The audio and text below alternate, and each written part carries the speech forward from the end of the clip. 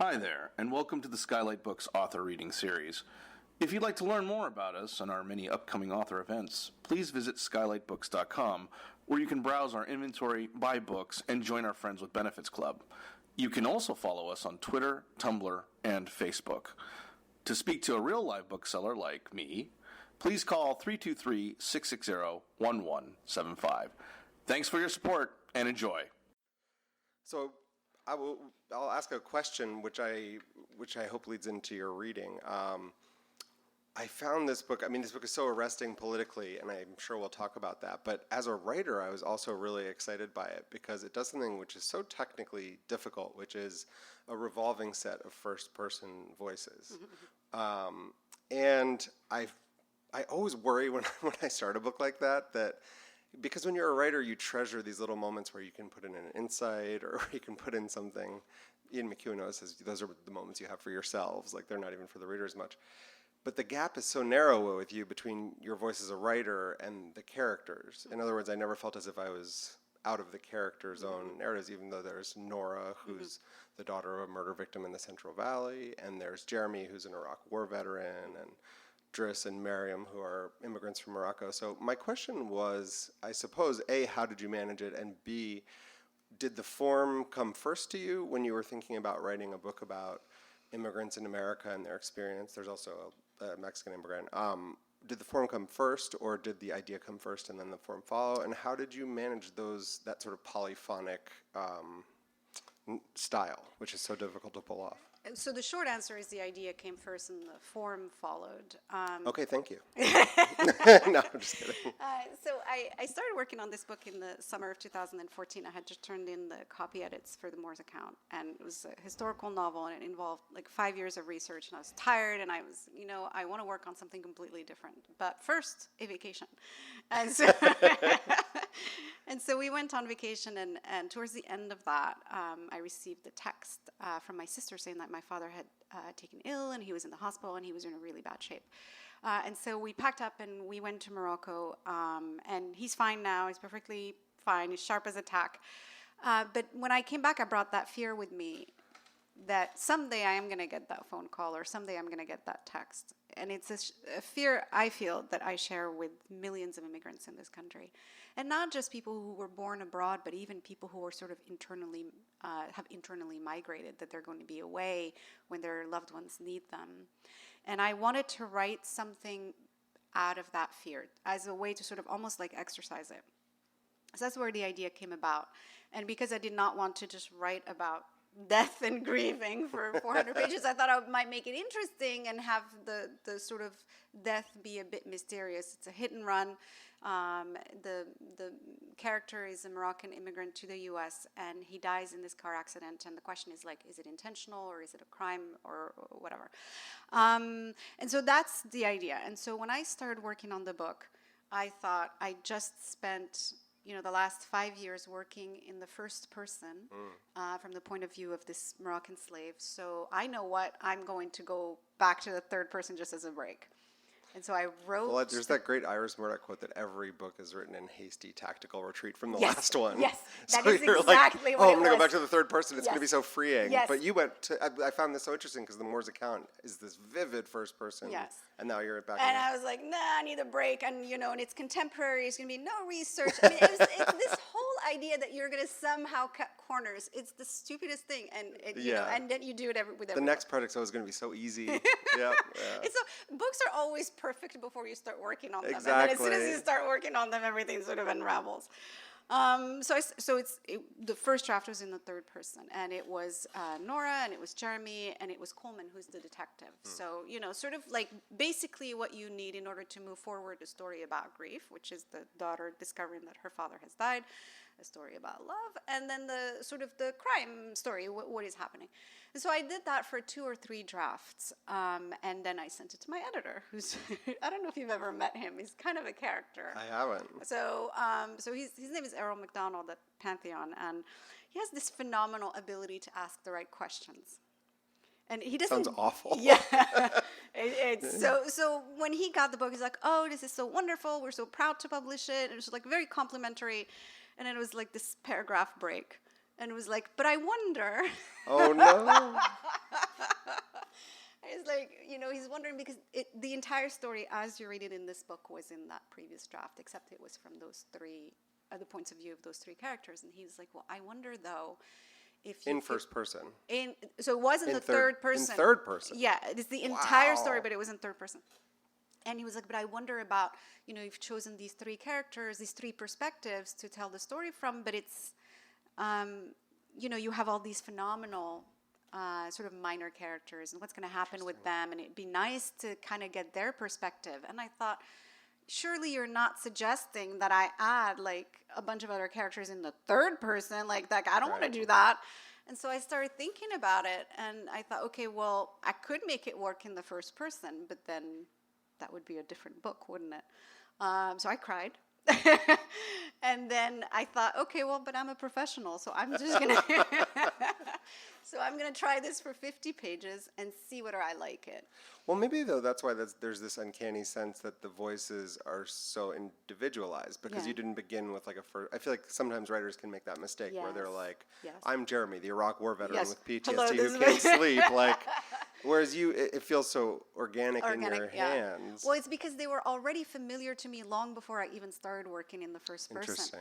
And so then when I did the first 50 So all you pages, have to do is just write in the third person and then completely overhaul it. Honestly, I don't recommend this way of working. So I did 50 pages. And that was the task I set to myself. And I was traveling, and I remember I think I was in D.C. at that point. First of all, when he told me this, I was... he had sent me the email, but we got on the phone, and I was at LAX. And I'm like crying in the as I'm about to get on the flight. But so then I did the 50 pages, and then I called my agent and I sent it to her, and she's like, "Oh my God, this is really." This is where. And I did, and before I even got to the end of the 50 pages, I was like, "This is what it needed." Did you just have that downhill feeling where you're like, suddenly this is so easy to write, or were you? Well, it not easy to write, but more. It was more fun to write, and it was more, frankly, it was much more of a challenge at the craft perspective. And I thought, I've already done the third person with the first two books. Like, it'd be interesting to try this completely new challenge and learn something from it. And so for me, then it became like this excitement that I'm trying something completely new. I don't like to do, like, each book like teaches you something that you bring into the next book. So, for example, with the Moore's account, obviously I did tons of research, but I had to write a lot about landscape. So it's a skill that, because it's a story of exploration, so it's a skill that I was able to bring into this book. I had some experience with writing in the first person. Now I just had to kind of broaden it to all of these characters. And from there, it was just, ass in chair, working every day for another 3 years. So, well, so I think you're... I think another 3 years. Jesus Christ! I think this leads into after the first 2 years. So it's like no, I know. I think this leads into my question, which is Nora Guerraoui, who's the daughter who returns to sort of investigate her father's murder. Did she feel like your proxy, or do you feel as if you are equally present in every character? I mean, I knew that this was a question that would come up because we are both of the female persuasion, and we're both Moroccan. But crucially, we're of different generations, and she is born here, so she is American in a way that I will never be. And she's an artist, so that's something that I sort of can relate to. But in every other way, she's completely different from me. But I knew, of course, writing a character like that, I'm like, I'm going to get this question.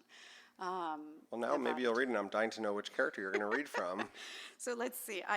Maybe the old racist bowling alley owner? Or Well, see, this is why I told you it was fun to try out these different voices, because you get to write from the perspective of people that you wouldn't necessarily want to live next door to. Sure. But do. Unfortunately, sometimes it does happen. So this is from the perspective of the mother. Her name is Maryam. And so she and her husband moved to the United States in 1981. And this chapter takes place on the night she finds out that her husband has been killed in this hit and run.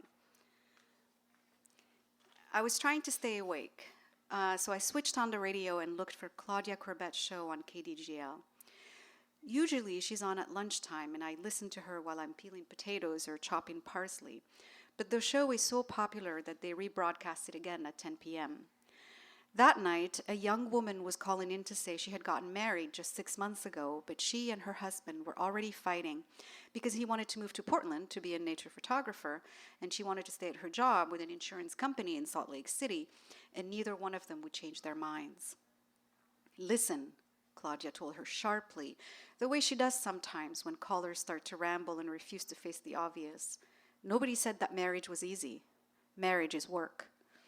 When we moved to America 35 years ago, many things took me by surprise, like gun shops next to barber shops, freeways that tangled like yarn, people who knocked on your door to talk about Jesus, 20 different kinds of milk at the grocery store, signs that said, "Don't even think about parking here."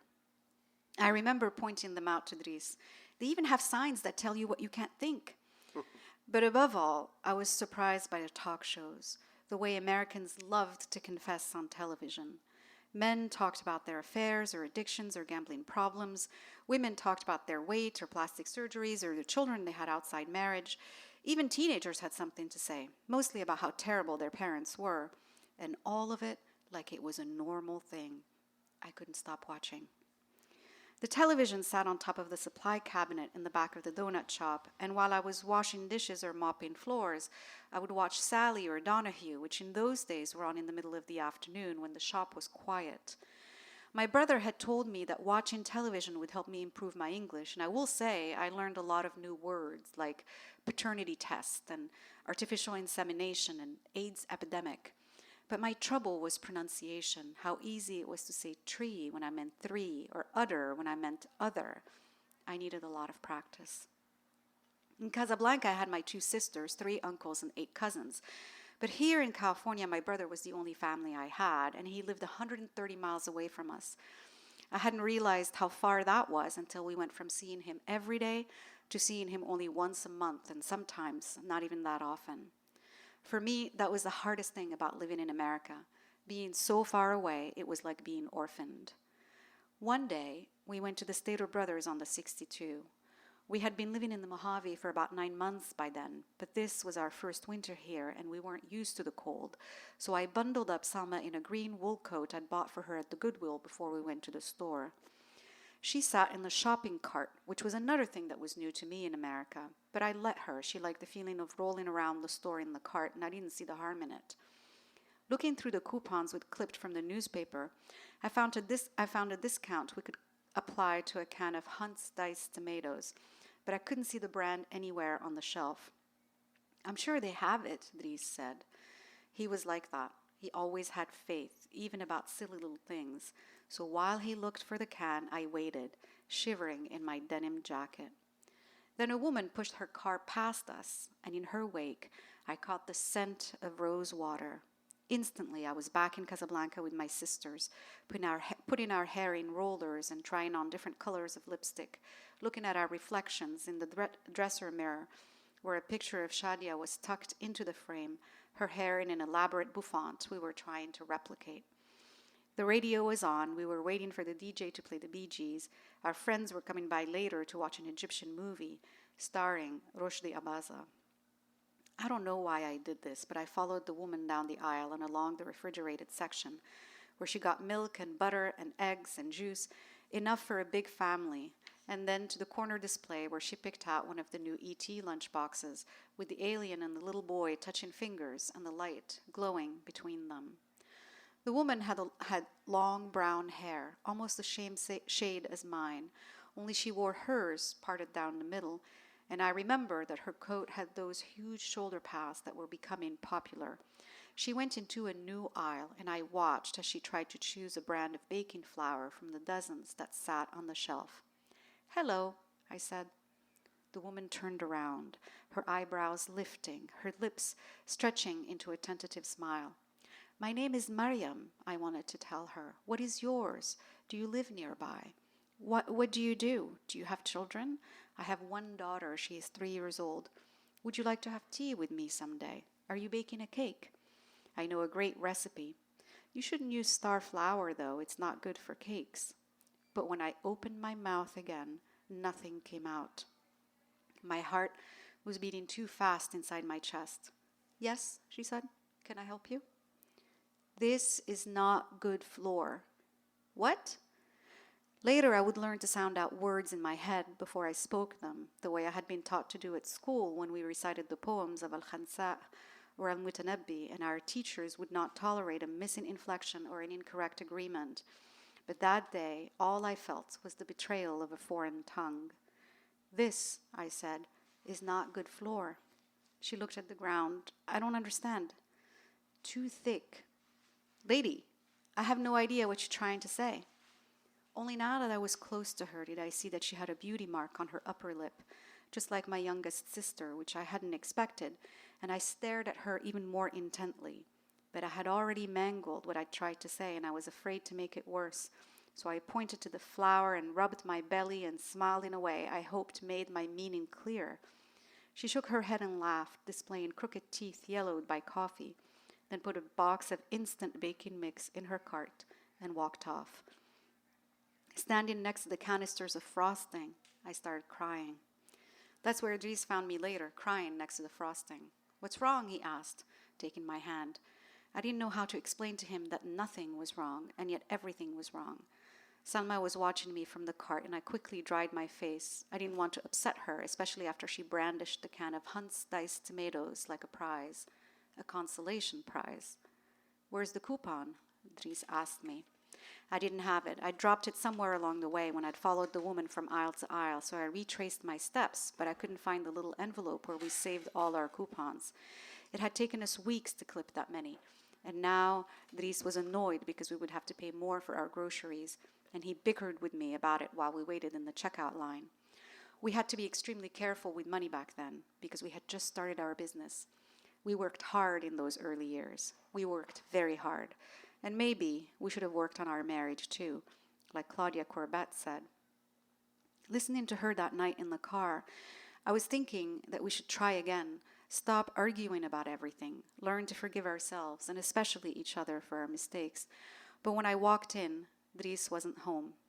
Usually, he was in his lounge chair doing his crossword puzzles. That was how he improved his English. He was obsessed with finding all the answers and hardly ever looked up when I walked past him on my way to the kitchen.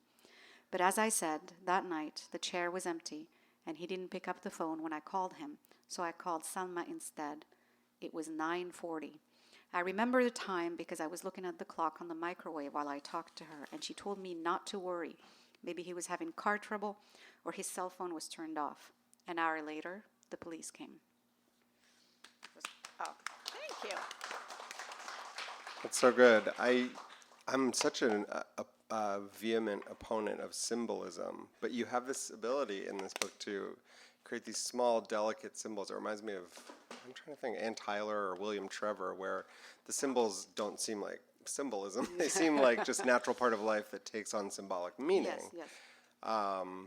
For instance, when he's trying to hang the curtains and she keeps correcting. Like, Yes. But another one of those is that I was actually thinking about, and which maybe relates to this, is I loved how, so their last name is Guerraoui, and then there's a witness who's a Mexican immigrant, and he starts thinking of the victim of the hit and run as Guerrero, which shares the same first 5 letters. Yeah. And that was another symbol to me of maybe the continuities between the immigrant experience. And I was curious if you were, like, how you tried to approach immigration as a subject beyond, I believe this is your first novel that's not exclusively about a Moroccan or Morocco. And I was wondering how you saw those correspondences between maybe, because obviously we're in a post-2016 world, between the current maybe Hispanic experience and the Moroccan experience or the Arabic experience. That's an interesting point. So the character, obviously, the undocumented immigrant, he speaks Spanish, and when he hears Guerraoui, the closest word to it that he can think of is guerrero, and that obviously means warrior, and of course the guy kind of sort of visits him, and so in his dreams, and so it sort of haunts him. I think for me, because I never intended to become an immigrant. It came as a surprise to me. Right. I came to this country to go to graduate school, and then before I knew it, I was married and mortgaged and living in Los Angeles, and so I became an immigrant sort of by chance. But it's something that, because it's changed my life so profoundly, it's something that I have given quite a bit of time to sort of like just thinking about the experience itself, both personally and privately, but also how it's written about publicly and how it's treated politically. And so the closest population, so here in LA, you have obviously a number of Mexican immigrants. And then where I'm from, I would be sort of like, if I went to France or Spain, then I would be treated the way that Mexican immigrants get treated here. And so there's all kinds of parallels between the two countries. So for example, the idea of the wall. There's walls in Morocco. There's walls to the north, walls to the south. Guess what? They don't work, and they become these super militarized zones. People are dying. So I mean, I just feel like there are a lot of parallels. This seems like a tacit admission that you regret voting for Donald Trump. Bitterly every day. But it was one of those things where it didn't take a whole lot of work for me to sort of put myself in the place of this character, is I guess what I'm trying to say, because I have that sort of shared experience of being an immigrant, even though in my case, obviously, I was documented and never had to worry about anybody, sort of like kicking me out, well, until recently. And so... but the slippages are the same. Of course. But like, that's what I'm saying, is that there is enough... shared personal experience, that's something that I can use as sort of a starting point in writing about the character, even though, the languages are different and the experiences might be different, but the emotions are the same. So like the sense of dislocation, the sense that you're just out there trying to mind your own business, but you're also, just by your very existence, you're sort of a political prop that's being used by people from, all sides of the political spectrum. And so that's an experience I can use to sort of enter the character. And I noticed you were very careful. I mean, you didn't demonize immigrants, which is common human decency, but you also don't valorize them. Like, you don't try to pretend that each of these immigrants is like a model immigrant who... Yeah. I mean, and I found that refreshing, because I think sometimes the goodwill of the author can lead them to write a character who maybe is... slightly. No, it's definitely a danger, I think, in writing about lives that become politicized by people like Trump or others, is the temptation to say, I'm going to write against that stereotype. Right. The problem is that if you write against that stereotype, it means you're engaging with it. It's almost a replication of the dehumanization. It is, because you're basically saying you can either like be this perfect immigrant who's doing everything, like literally. I remember when this whole wall controversy was starting, people were talking about the undocumented immigrant who was saving people from a fire in a building in Brooklyn. I'm like, it's like, I mean, that's not something that most people are gonna do. Most people don't have the ability to. Right, you want the immigrant who's playing Fortnite and smoking pot to have like rights too. Exactly. And so I think that the danger is that when you are engaging with these stereotypes, it means you've bought into them. It means you've given them legitimacy. Even if your intention is very good and you're trying to do the opposite of it, you're actually not doing those people any kind of service.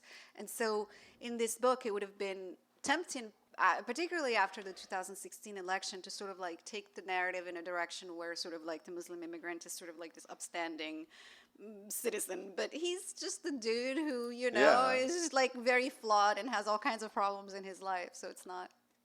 I had a question which is maybe a little strange, but which is sort of follows on from that, which is, I read so much fiction professionally, and I was really fascinated because this is in some ways the first book I've read in years that really centers 9/11, which I think it's become sort of ambient. It's like the world we all live in is post 9/11 world. But this book goes back to 9/11 as sort of a foundational idea of who, I mean, the donut shop that they own is burned down after 9/11, and Nora, someone writes raghead on Nora's locker, and then of course Jeremy goes through it. So I'm wondering, first of all, whether that was conscious, and second of all, whether you think maybe just now, are we just starting to write 9/11 novels? Because I think there's sometimes a cultural lag before we get the great. Yeah, no, I understand. I think for me, because of the age of the characters, it would have been impossible for me to write about this this person without putting 9/11 somewhere into her life, because it had an effect on pretty much every, Arab and Muslim immigrant in this country. So I remember before 9/11 we used to be called Arabs, and then after 9/11 we started to be called Muslims. And that's fascinating. Yes. So it was kind of a slow move, but now it's, nobody wants to hear about where you're from. It's like, are you Muslim or are you not Muslim? And that's how you're defined. And so there's like this Muslim experience, which to me is it's so frustrating, because of course when you talk about like 1.8 billion people, you can't, like, there's the whole idea of a Muslim experience is kind of insane. It's like Muslim experiences. So oftentimes I get asked, well, can you come on the show and tell us about the Muslim perspective? Yeah. And then I have to say, no, I can't.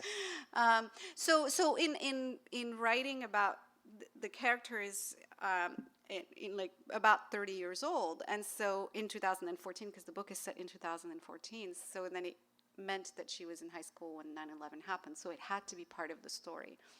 And once I knew that it was going to be a part of the story, then I had to use it in all kinds of different ways, and how, the effect that it has on the family, the effect that it has on her self-perception, the effect that it has on the perception of others, like how they perceive her. And Jeremy's father basically tunes into Fox News and never tunes out.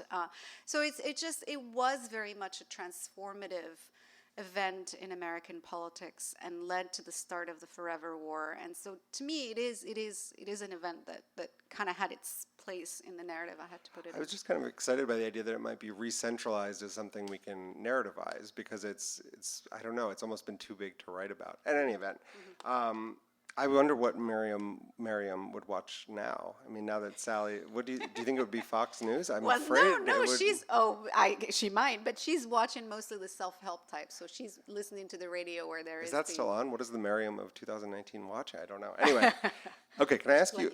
I like to sometimes do this when I do these interviews. Can we do a speed round? Okay. I'm nervous. Because I always am so curious. I read books by people, and then I want to know all about them. Oh my God, don't ask me my favorite authors. This is the question that stresses me out the most, but go ahead. Okay. Let's see. Number one, who are your favorite authors? No, no, I'm not going to ask that. I was going to ask this. What book are you reading right now, or was the last book you read? We were just talking about this before the event started. I'm kind of not in a great place. Let me see. The last book I read, I believe, was it's an advanced reading copy of Suketu Mehta's book on immigrants. I think it's called, what is it? Immigrants, a Manifesto, or something like that. Yeah. I don't think I know. Is it good? It's pretty good. It feels... That sounds like a no to me, people. Scoop. No, I'm just kidding. Hastily written. Hastily written. I like that. Okay. What is the last TV show you binge watched? Rami on Hulu. What is it called? Rami. Am I the only person who doesn't know this? You have to watch it on Hulu. I just finished Pen 15, which is or penis. Do you know that show? That was great. But so I'm still on that. But Rami. It's about, I think he's a comedian. It's Rami Youssef, and it's basically his life. He's from New Jersey, and it's about him and his family. And it's got these, do you know the actress Hiam Abbas? She plays his mother. And she's so wonderful. There's one episode that's devoted to her. But the show, I think it's 10 episodes. It's I watched it in a couple of days. Is it drama? No, it's comedy. No, it's comedy. Okay, nice. I'll watch it. That's fun, exciting. Yeah. This is something, do you read your reviews? I feel like people always want to know that. Oh, we should talk about this. So I read all of my reviews very religiously for the first 3 books. And then this one, I'm like, Oh my gosh, you stopped. I stopped for this one. Wow. Because I was like, I can't take it anymore. The truth is that there's only like maybe 3 people whose criticism I care about. I'm like one of those awful people who reads the last Goodreads review on the last page of and it's a terrible feeling. I know I shouldn't be doing it, but I'm like... But why do you think I decided not to read the reviews? So I know, but I felt better because I read Toni Morrison's Paris Review interview, and she's like, I got to know what's going on. I got to know what people are saying. Oh, my God. And I was like, well, if it's good enough for Toni, I think. Yes. Well, I did feel that way with the first three, but then with this one, I think when the book was still just out in ARCs, like somebody went on Goodreads and said how terrible it was, and I was like, I cannot go through this. I cannot go through this with this book. Well, and you're in a much more vulnerable position than because I am. you really are in a very, very emotionally vulnerable state when a book is coming out. You're kind of saying goodbye to the whole process, and you're getting ready to start the next thing, and it's just not a good frame of mind to be reading the reviews. So what I do is whenever my publicist sends me the reviews, she has like the pull quote. I take that, I put it on Twitter with the link, and that's it. But I haven't been reading them. What I might do is after this whole thing is done and I'm done with whatever I'm working on right now, then I will read them. But. Yes, of course.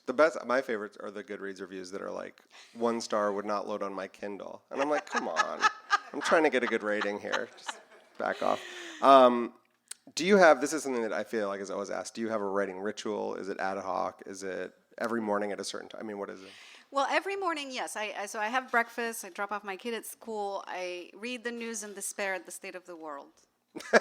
So that is just the morning ablutions. That's basically, I have to do this every day. And then at some point, around 10 or 11, after I've attempted and failed to read the entire internet, then I finally sit down and write. We'll beat this thing one day. Yes, we'll get there. Till the end of the day. But yeah, I do it every day. So I was going to ask that. What's your social, like, what's the first social media app you open in the morning? I think this is such a good first really date question. Bad, I should probably get divorced and start dating. No, it's Twitter. But I'm Twitter too. Yeah. But I feel like most people are Instagram. No. Steph's Yelp. Twitter, yeah, it's like crack. And but you know, this is the thing. Like I've done this before, where if you delete the app from your phone. I did that and it doesn't work. I'm pretty good but then I'm good for like 6 months and then I go back. So, but yeah. Yeah. Okay. So Twitter, interesting. Yeah. This is kind of in like the favorite authors thing, which when anyone asks me that, I immediately forget that I've ever written or read a book. That's why. But is there a book that you can think back on where you were like, oh, I want to be a writer? I mean, this is what I want. Oh. Or is it too hard to trace that kind of like filament? Well, I mean, in my case, it's such a sort of like. Because you're not original, you're francophone originally. Yes, and that's why I'm saying it's sort of such a sort of difficult question to answer. I started reading books in French when I was a child, and so came to my love of literature through French. And I really probably didn't start reading books in English until I was in freshman year of college. So I majored in English, and that's when we started. I guess, I didn't assign anything in high school in English. So it's kind of a difficult question to answer. And also because so much of it is sort of wrapped up in how we were, by we, I mean Moroccans, were represented in sort of like French books that we were reading. So one of the examples I gave is like, reading Tintin as a child, which was my favorite comic book.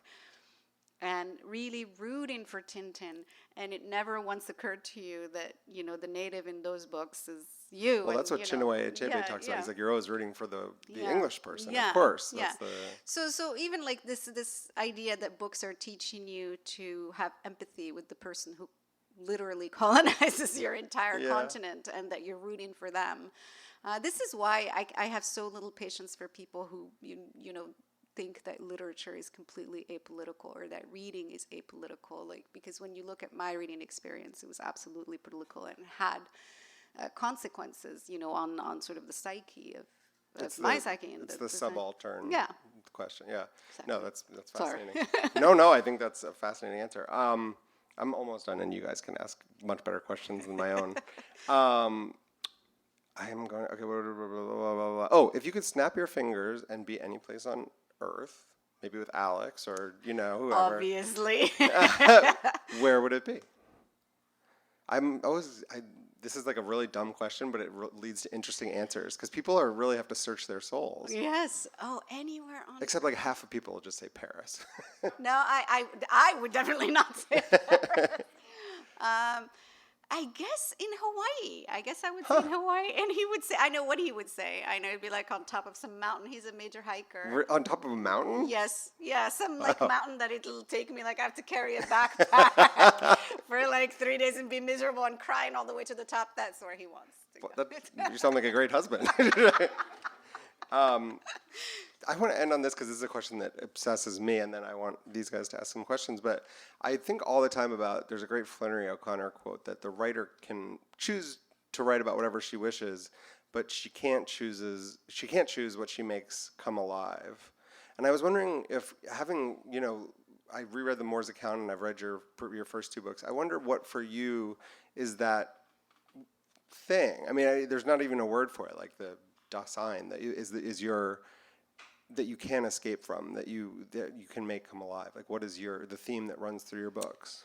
Oh, I would say it is basically crossing borders. It's every book involves a person going from either physically from one place to another, like from even within the city, from one part of the city or one social class to another. Well, like literally the Straits of Gibraltar. Yeah, yeah. And then with the Moore's Account, he gets brought to America, and then with these people in this book, all of them have been displaced somehow at some point in their lives.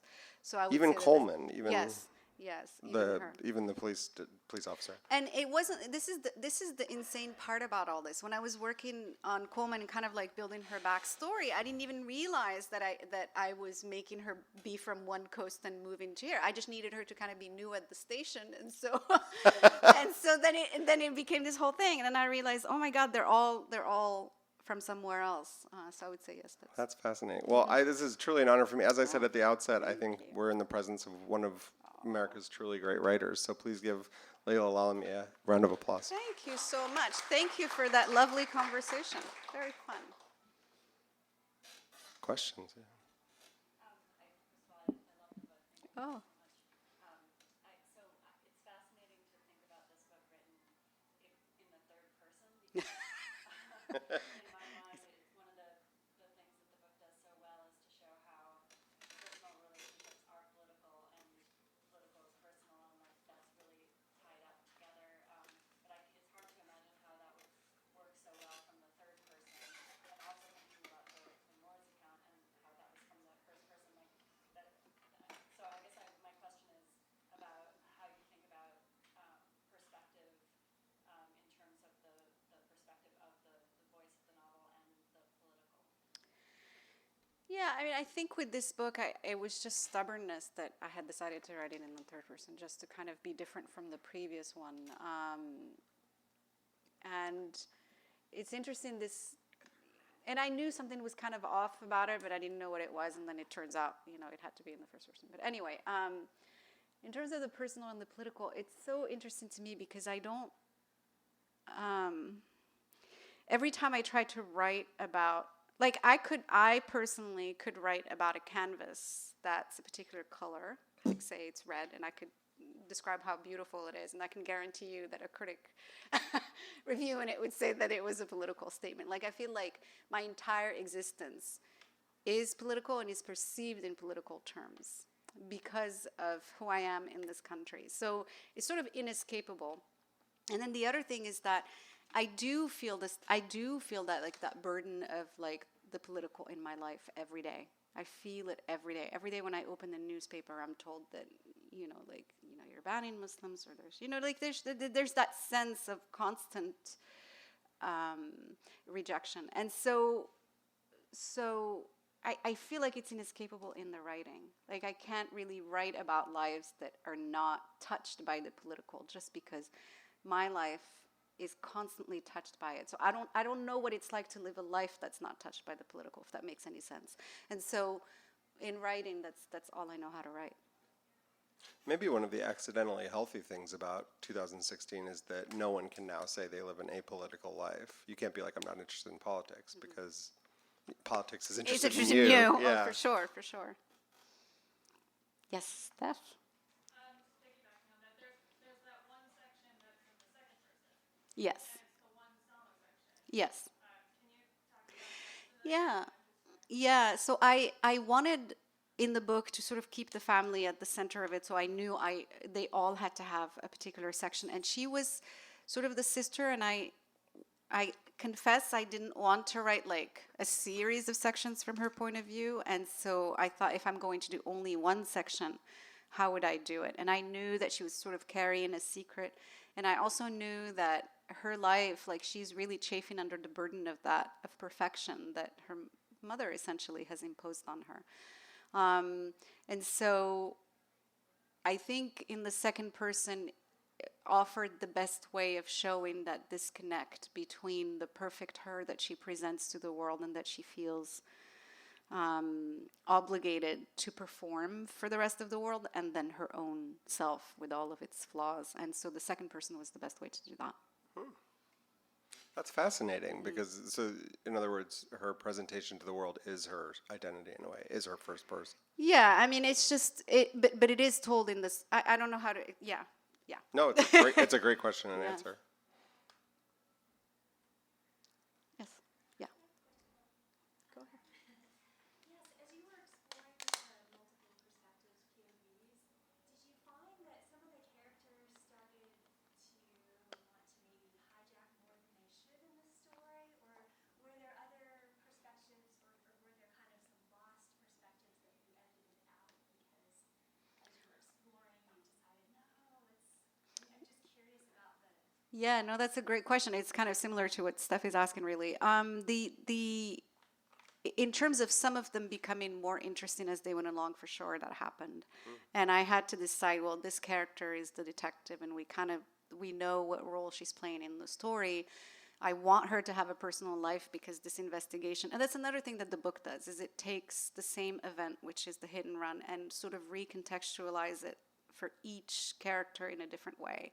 So for the detective, it's just like Tuesday morning, and that's the case that's been assigned to her. And for the mother, obviously, she's a widow now. It's a tragedy, and so for each person, it's just a different. For the witness, it's a moral dilemma. Everybody has it. It means something to different people. And so Coleman was really interesting to me, and I started, wanting to write more about her, and I kind of had to sort of stay in a way, keep her in the length of her chapter, so it wouldn't kind of overwhelm the story, because the story is not ultimately completely about her. She plays one part in it. But other than that, I'm trying to think. Yeah, I didn't cut anything. I didn't cut anything. I moved things around a lot, shifting the order of things and when things get revealed and who gets to speak when. But I don't think I ended up cutting. Well, and it's jarring when Driss speaks. Because it's a little bit Spoon River anthology. I mean, you're like, is this guy dead? Yes. And that's another thing that just it was kind of a cool feeling. Yeah, it was. I was writing and I'm like, I wonder, is it okay to do this? And I'm like, yeah, it's okay. It's fiction. It's fiction. I'm Laila Lalami. Yeah, so it was fun. I had great fun experimenting with the voices. It was really great fun. In terms of doing research, did you talk to undocumented? I mean, how did you collect that information and all reference, and what was the process? And Yeah. did you come up with any Yeah. resistance along with it? Well, so this is the foolishness of thinking that if something is set in the here and now that you don't need to do research, because it's not true. You do need to research it. Yeah. So for example, with a hit and run, okay, seems simple enough. Somebody's walking, they get hit by a car, they die, right? Like, what is there to research? But actually, depends on the speed of the car, depends on the type of vehicle. You could end up with completely different injuries if you want it to be a fatality, and you also want the vehicle to be able to make a left and disappear into the night. It has to be a particular kind of vehicle. So, and I didn't know that. And so as I started working on the book, I was like, okay, I hope this works, but I better run it by a friend of mine who's actually a journalist and a phenomenal fact checker. Yes. I'm only committed to my art so much, not to that level. And so so he connected me with this guy who serves, for example, as an expert witness in accident trials, and that's literally what he does. So he read the whole thing, and he, sort of clued me in about what kind of vehicle I needed. I talked to a DA in the prosecutor's office, good friend of mine that I socialize with every day. For the Iraq War vet storyline, I've just read a phenomenal amount of material about the Iraq War. I've been reading about it since 2003, like all the journalism about it. But I've also read a lot of the books that came out of that war, like the novels and short story collections, so I read a lot of those. Let's see what else. With the undocumented, I know several undocumented people personally, so I have plenty of access that way. And then with the cop, I went on a ride along with the sheriff's deputy in San Bernardino County for like an entire 12-hour shift. And it was, all of these were really great research experiences. I visited the high school that's in that little town, gave a talk there. So just so I can kind of see what the high school looked like. So I did end up doing a bit more research than I anticipated when I started it, because again, very naive thinking, this one is not going to require research, but of course they always do. I have questions about place. Mm-hmm. So you talk about crossing borders. What role do you see like the place that people end up in playing in especially this book? Seems to me like all three of your books have had this kind of resonance of people ending up in these places that are isolated or uncomfortable or they didn't mean to go to. I mean, obviously there's a personal connection there, but could you talk more about like place and like the specific setting that you chose here? Yeah, I mean, I think in any experience of this location, you think that you're the same you, and you've just arrived and been put in a new place, but you're still the same person. And what happens in short order is you realize that you're transforming in reaction to sort of the landscape in which you've been put in. So I'm not the same person that I was before I arrived in Los Angeles and lived here and made friends here. And so I've been transformed just by being in this place. So one of the things that I'm interested in that I was interested in both in the Moore's account and in this one is like looking at the connection between identity formation and landscape, like how our sense of selves are built out of our connection to our environment.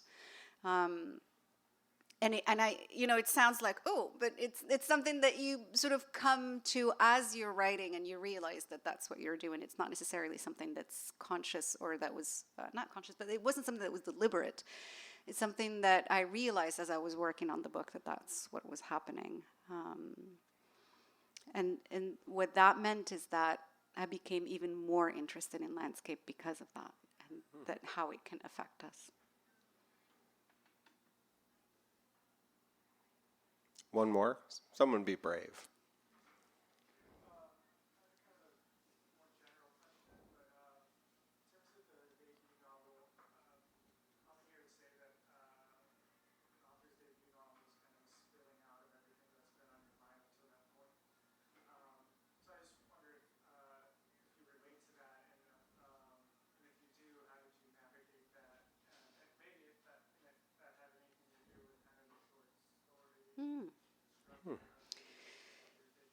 Oh, that's interesting, because if that's the case, then that would explain why I got rid of the why I tossed the novel that I was working on before Hope.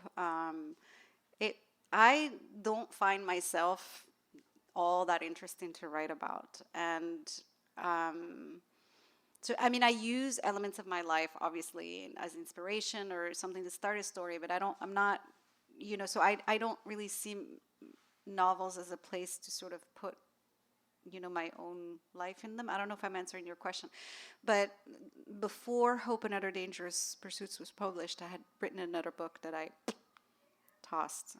It was no good, and so we'll never know, I guess, whether it's the pouring out of all my experiences into my first book. But I obviously have never been on a lifeboat crossing the Mediterranean, but that's what my first book was about. Well, they asked Nabokov to write prologue to his first novel, like many years later. And he said, well, this isn't a good book. You have to write one book to get rid of yourself. And they're like, well, this isn't what we're looking for. And he was like, you can have that or nothing. And so they just published that in front of Mary. And ironically, he went back to writing about himself at the very end of the book. Anyway, Laila Lalami, everyone. Thank you. Thank you so much. Thank you very much for that conversation. You've been listening to the Skylight Books author reading series. Don't forget, you can listen to this and all of our other great podcasts at skylightbooks.com. Thanks again for stopping by, and we hope to see you soon.